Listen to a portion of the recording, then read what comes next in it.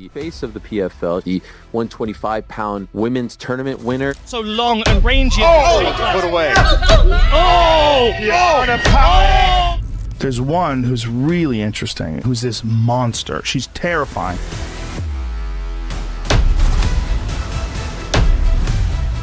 I never expected these women to be as technical and as badass as they have been.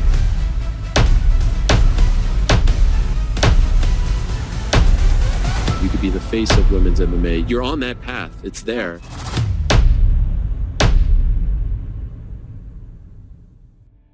Fans have been asking for me and they've finally given me a fight, so I'm excited to get back out there, and it's going to be an amazing event, you know, first time in South Africa, Cape Town, so yeah, I'm excited just to get back in there as well. Everyone that's been there to support me all these years is obviously excited to see me back in, but then a whole new kind of crowd is going to be able to watch my skill. A lot of new fans. Dakota 2.0, dangerous coming, don't you worry, she's not gone anywhere, she's coming back stronger. So for me, I'm getting in there the same amount of violence, if not 10 times more, because they've made me wait half a year. Honestly, I could literally fight any time of the day, any day of the week.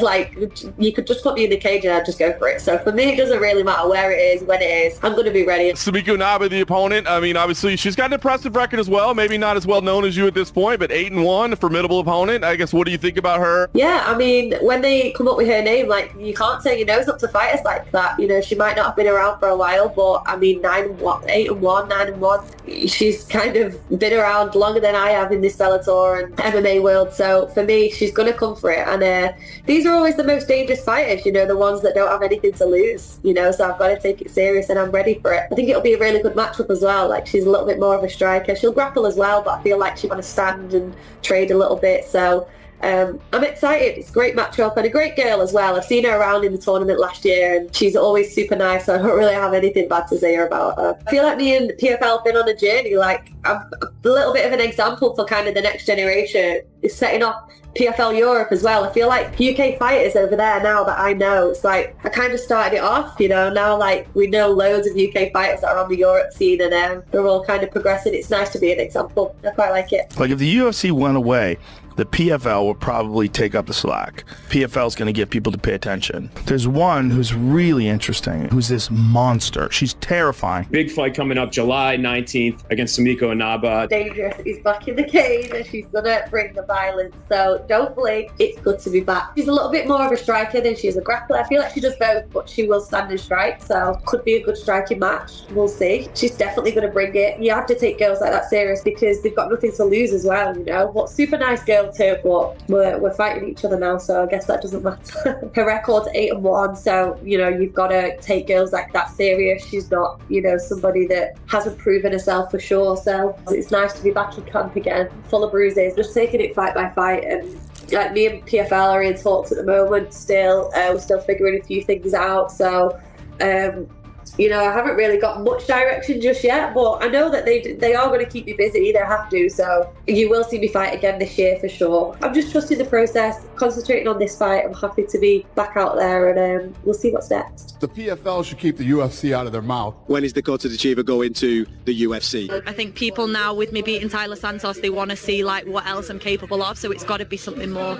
Women want to be equal, and believe me when I tell you, women have proved here that they are equal. They have absolutely proven themselves, and people love the women's fights. These women become big stars. You could be the face of women's MMA. You're on that path. It's there. Just scare me a little bit, you know, that people are putting all this this faith in me, although I know I'm going to do that anyway. I'm going to be the face of female MMA. I know that's one of my goals, you know, to inspire and things like that, and I want to be the best. I never expected these women to be as technical and as badass as they have been. It is can be daunting at times that I've kind of got all this kind of media and stuff like that on me, but you know, it's all coming at the right time. She is the breakout fighter. I famously got hammered like 10 years ago saying women would never fight in the UFC, and then I met Ronda Rousey. Dakota Ditcheva has been talked about in the same breath as Ronda Rousey. She has the potential to be a superstar. She understands the media game, right? She knows exactly when to switch off that savage and become the sweetheart again. She's got the look, she's got the charisma, and when you have that, plus the ability to knock women out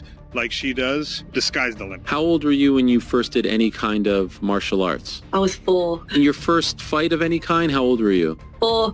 4 as well? Come on. Oh, yeah. That's I have a 6-year-old daughter. I would never put, what is going on over there? Call child services. What, 4 years old? It was in Thai boxing, yeah. So it wasn't a head contact, it was like interclubs, but it was like decision fights. We've got some videos of me, and I was just as aggressive back then as I am now. Even as a kid, you could really see it in me, like through the videos. Feeling happy, but there's always the downsides on it as well. But the downside? Yeah. Really? Yeah, I always look at what I can improve on. My mum always says that to me as well, but it's just me. Even right after her victory, she is thinking about what she can improve on. That's a huge insight to the mindset of a champion. That's not hype. That's pedigree. This isn't another brawler. Dakota moves like a sniper. Cold, precise, and unforgiving. She executes. Long reach, lethal kicks, deadly calm. She makes violence look effortless. Now she's undefeated, untouched, and only getting better.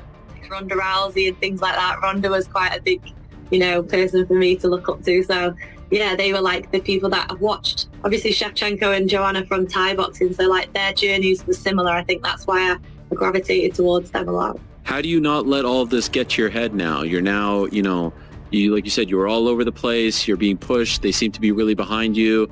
How do you not let your head get too big and stay grounded? I think I'm just that type of person anyway. I am just like a humble person, I love to fight. Like I've always said, if I could take the fame away, I would still fight. That's not why I've originally done it. It's not to be famous and become this crazy, world star or anything. It's just kind of happened as I've been fighting, but just love the sport, and my family around me as well. We're all the same. So I think that'll just keep me very grounded. At the beginning, it was to be the top Thai boxer, the top female Thai boxer. But Thai boxing still, I don't feel like has, got the buzz behind it that MMA has. Are you shocked that you got a sub on Saturday? No, everyone else is, but I'm not. Why not? I work hard on my ground game. I love it. I just haven't needed to show it yet. I've obviously had a lot of stoppages stand up, and I love to strike, so I've kind of always relied on that. But I have got a ground game and a wrestling game. I just don't use it that often. Me and my team are just like really happy that I got to show a little bit of it, but we're not shocked at all because I am quite good on the ground. Dakota Ditcheva has made it clear. Her ultimate goal is to become a UFC world champion. Ronda Rousey had the full force of the UFC's marketing machine behind her, which helped turn her into a global superstar. In contrast, Dakota is currently competing in the PFL, a smaller, newer promotion that doesn't have the same reach.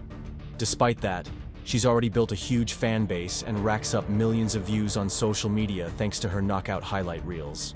If she enters the UFC and puts together anything close to the dominant run she's had in the PFL, she could become bigger than ever. Maybe even surpass Rousey's star power. At just 26 years old, Dakota still has plenty of time to make that happen. She's already wealthy and a major MMA star, but it's obvious her fire is burning brighter than ever. Her ambition is far from over.